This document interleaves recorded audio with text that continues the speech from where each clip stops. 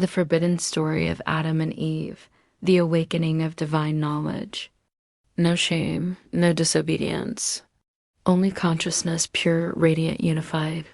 It desired to know itself, so it reflected itself into two divine aspects: Adam, the masculine; Eve, the feminine.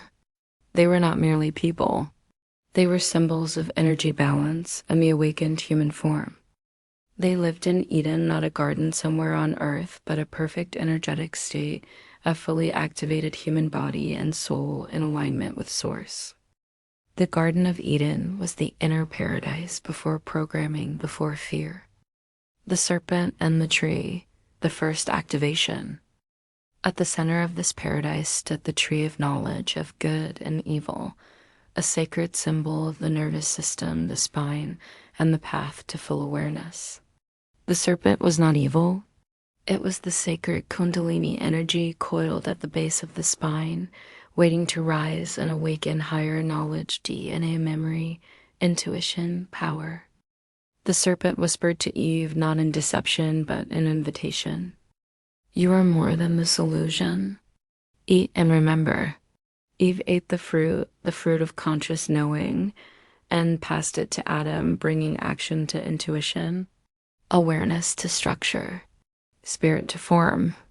And for the first time, they saw the forbidden's knowledge. What they awakened to was not sin, it was truth. Truth so powerful it had to be hidden for thousands of years. Here's what they saw. They were gods in human form, divine beings capable of creating worlds with thought and energy. Their bodies were sacred temples, with energy gates, chakras, divine centers, pineal gland, heart, womb, and universal memory. DNA. The serpent was not danger, but divine power. They were never separate from God. They were God and expression fractals of the divine playing in physical form. The system was a lie. The so-called command not to eat was a form of spiritual oppression, a way to keep humanity from awakening to its full power. And so they were not cast out of paradise, they were descended into density, into physical form to begin the journey of remembering again. The real reason the knowledge was forbidden, because when you awaken, you can't be ruled by fear. You don't submit to false authority.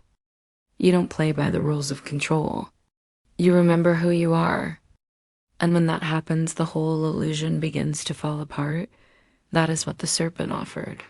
That is what the fruit revealed. And that is what the story has always been trying to tell you. You are the garden. You are the tree. You are the divine. And now you are awakening.